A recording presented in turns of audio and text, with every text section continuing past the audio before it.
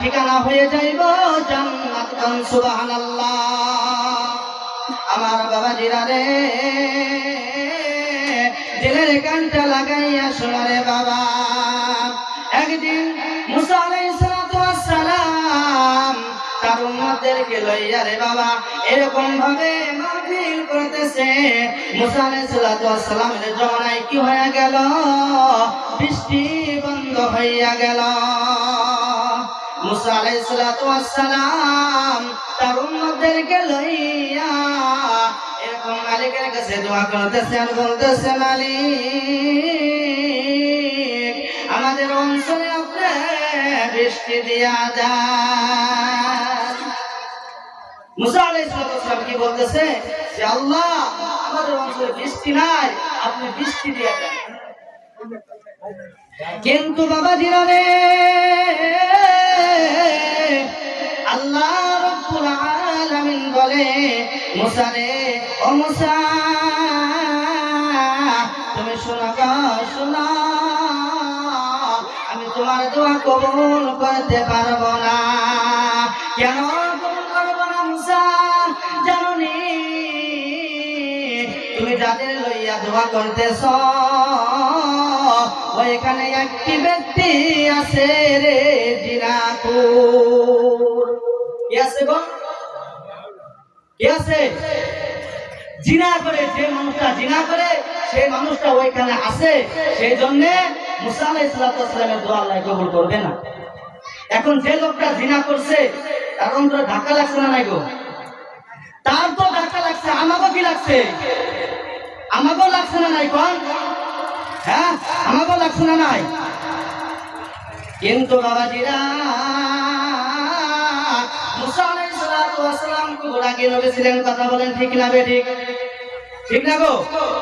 মুসা আলাইহিস সালাম হাতটা নামাইয়া সঙ্গে সঙ্গে বলল, এই কে আছো দাঁড়াইয়া যাও, এইখানে জিনা করে কে আছো দাঁড়াও, দাঁড়াই এইখান থেকে উঠে যাও।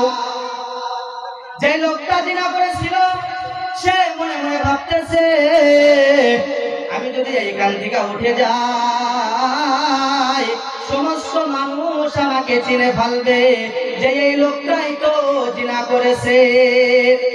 আর যদি আমি এইখান থেকে না উঠি তাহলে মেঘ বৃষ্টি হবে না। আর আমি যদি এইখানে পয়সা যদি কান্না করি তাও লোক তো আমাকে চিনে ফেলবে। কয়টা সমস্যা গো? তিনটা সমস্যা। ভালো করে বুঝতেছেন তো আপনারা? বুঝা যা? এটা কয়টা সমস্যা ধরা পড়ছে?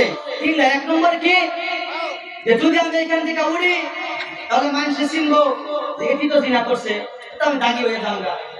আরেকটা সমস্যা, যদি আমি এখান থেকে না উঠি তাহলে তো কি হবো না? বৃষ্টি হইব না।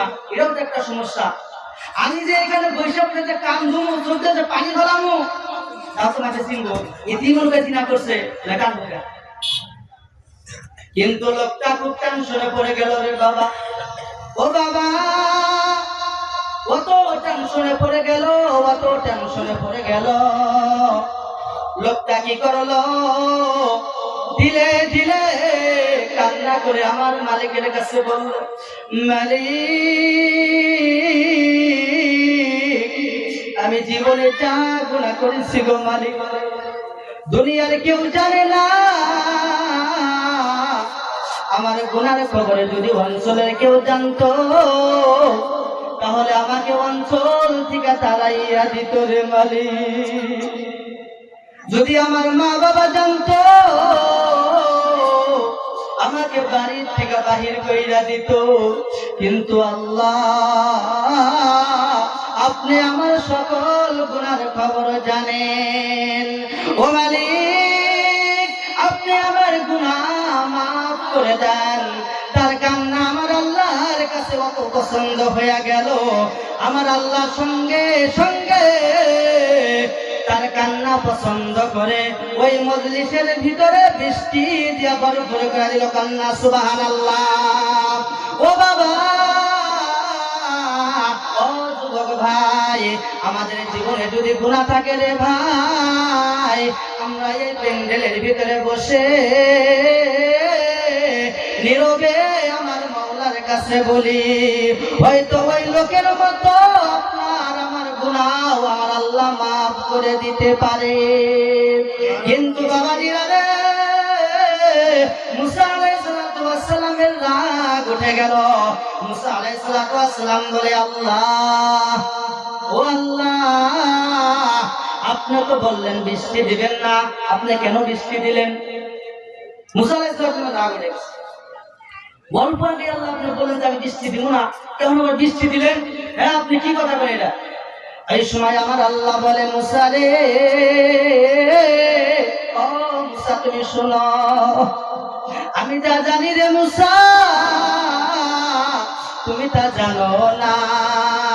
যেটা কেউ না জানে সেটা জানে কে? কোন সেটা জানে কে? সকলে বলেন, যেটা কেউ জানে না সেটা জানে কে? যেটাকে দেখে না সেটা দেখে কে? আমার বাবাজিরা, মুসা আলাইহিস সালামকে আল্লাহ রাব্বুল আলামিন বলে, ও মুসা, তোমার উম্মত এইখানে বসে বসে আমার কাছে এরকম ভাবে বলছে, মুসা, আমি আল্লাহ সইতে পারি নাই, আমি সঙ্গে সঙ্গে তার দোয়া কবুল করেছি। আমার বাবাজিরা, আল্লাহ রাব্বুল আলামিন মুসা আলাইহিস সালামকে আরো বলে, ও মুসা রে, শুনো রে, শোনো, আমার এরকম একটা নবী আছে, যে নবী হলেন আখিরি নবী, আখিরি নবী, আখিরি নবী।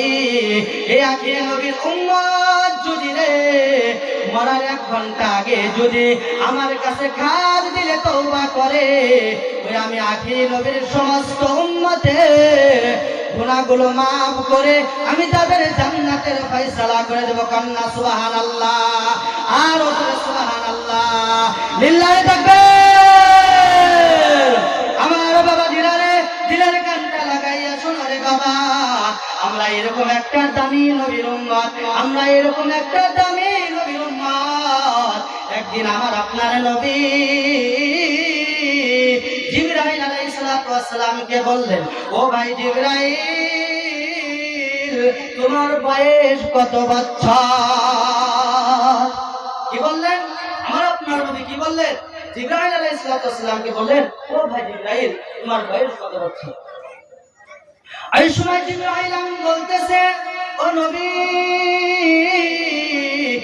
আমার কত বছর গো নবী, তা তো আমি বলতে পারবো না, বলতে পারবো না। কিন্তু নবী গো, আল্লাহর আরশে মুআল্লায় এরকম একটা তারা আছে গো, যে তারাটা 70 বছর পরে পরে একবার করে উদয় হয়। আমি জিবরাইল সেই তারাটাকে 72,000 বার দেখেছি। কন্যা সুবহানাল্লাহ।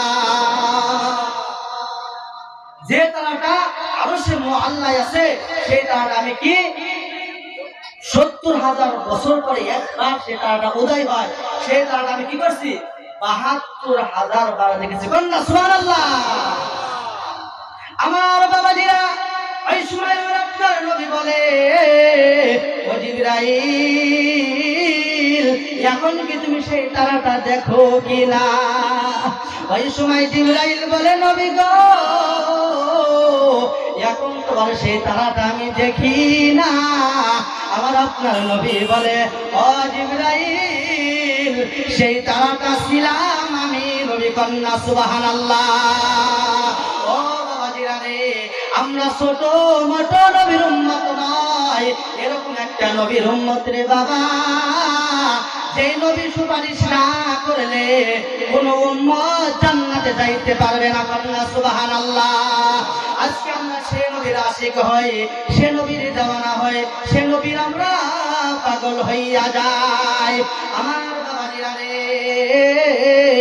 একদিন কি হইয়া গেল, মক্কা নগরে হঠাৎ করে আমার নবীর সন্ধান পাওয়া যায় না। হঠাৎ করে একদিন কি হয়ে গেল, মক্কা নগরে নবীর কোনো খোঁজ নাই। একদিন তালাশ করলো সাহাবীরা, 2 দিন তালাশ করলো সাহাবীরা, 3 দিন করলো, নবীর কোনো খোঁজ নাই। সমস্ত সাহাবীরা পাগল। আল্লাহ নবী সাল্লাল্লাহু আলাইহি ওয়াসাল্লাম হাদিস শরীফে বর্ণনা করেছেন, লা ইউমিনু আহাদুকুম হাত্তা আকুনা হাব্বা ইলাইহি মিন ওয়ালিদিহি ওয়া ওয়ালাদিহি ওয়ান নাসি আজমাইন। আল্লাহু আকবার। আল্লাহ নবী সাল্লাল্লাহু আলাইহি ওয়াসাল্লাম বলেছেন, যতক্ষণ পর্যন্ত নাকি তোমরা তোমার মা, তোমার বাবা, তোমার ছেলে, তোমার মেয়ে এবং কি দুনিয়ার সমস্ত কিছুর থেকে বেশি আমাকে মহব্বত যতক্ষণ না করবা, ততক্ষণ তোমরা পাক্কা সচ্চা ঈমানদার হতে পারবা না। আমরা যদি দুনিয়ার ভিতরে যদি মহব্বত করি রে বাবা, একমাত্র নবীকে মহব্বত করবো। কথা বলেন ঠিক না বেটি? আমার বাবাজিরা রে, সাহাবীরা কি করেছিল, যেই সময় নবীকে মক্কা নগরে পাওয়া যায় না, সাহাবীরা ব্যাকুল হয়ে গেল, বেহুশ হইয়া গেল। আল্লাহর নবীর বিশিষ্ট সাহাবী হযরত আবু বকর সিদ্দিক রাদিয়াল্লাহু তাআলা আনহু, তিনি আল্লাহর নবীকে তালাশ করতে করতে রে বাবা তিনি বেহুশ হইয়া গেল। হযরত ওমর ফারুক রাদিয়াল্লাহু তাআলা